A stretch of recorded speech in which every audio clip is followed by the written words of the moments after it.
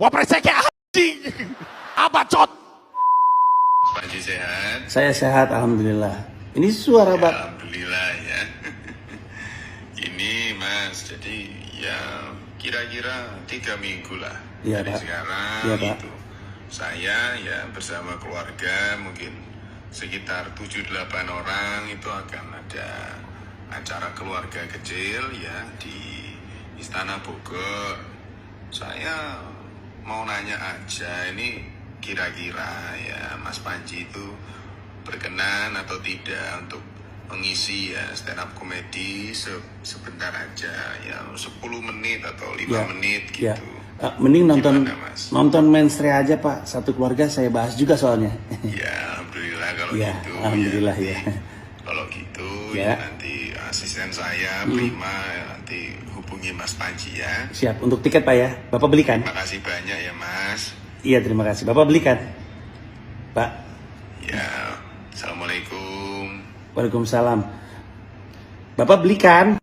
Pertanyaannya gitu ya, kenapa berani gitu? Kesannya kayak berbahaya gitu. Padahal karena saya punya keyakinan nggak bahaya, nggak kenapa-kenapa. Ini cuma pertunjukan komedi, tidak ada niat jahat. Ya. Yang disenggol tuh bukan politisi, bukan lembaga apapun, tapi masyarakat justru. Masyarakat disenggol supaya lebih baik dalam partisipasi politiknya. Karena partisipasi publik dalam politik tinggi, tapi kualitas partisipasinya itu yang kemudian jadi sorotan saya. Ya. Nah, karena saya juga pede dengan pertunjukannya, saya ngerasa ini lucu dan saya pengen sebanyak-banyak orang nonton, ya saya tawarin ke Netflix mau diambil atau enggak. Mau diambil sama Netflix dan alhamdulillah ternyata diberi respon positif sama masyarakat. Justru saya tidak bisa menebak orang akan tersinggung atau tidak, tapi saya punya keyakinan harusnya itu tidak menahan diri saya untuk menyebarluaskan komedi saya, karena komedi saya datangnya dari tempat yang baik. Di sekitar tahun 2022, 3 tahun sebelumnya, di pertunjukan Komedo Menoid, topik besar itu tentang tersinggung justru. Di mana saya bilang di situ bahwa kita tuh nggak bisa nebak orang tersinggungnya karena apa. Waktu itu, saya punya pertunjukan yang saya pikir paling aman, ternyata menyinggung pecinta kucing. Ada juga waktu itu Barry William menyinggung pecinta musang. Jadi kita nggak pernah bisa tahu orang tersinggung karena apa. Masa kemudian itu membuat kita menahan diri untuk bikin joke, menahan diri kita untuk menampilkan joke kita, harusnya tidak. Intinya kalau ternyata ada yang tersinggung, saya bisa pastikan ketersinggungannya valid. Itu adalah perasaan dia, itu adalah apa yang dia yakini, dia boleh untuk tersinggung. Dan saya selalu buka ruang untuk dialog. Apakah mereka perlu tahu niat di balik joke saya? Tentu saya siap duduk bareng dan saya siap untuk berdiskusi.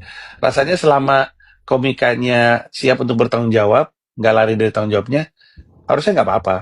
Jijik banget itu, masih bagusan kotoran di sampah, kotoran di tong sampah sama di WC itu dibanding si Panji itu. Karena apa, kan dia lawakannya kok norak banget gitu.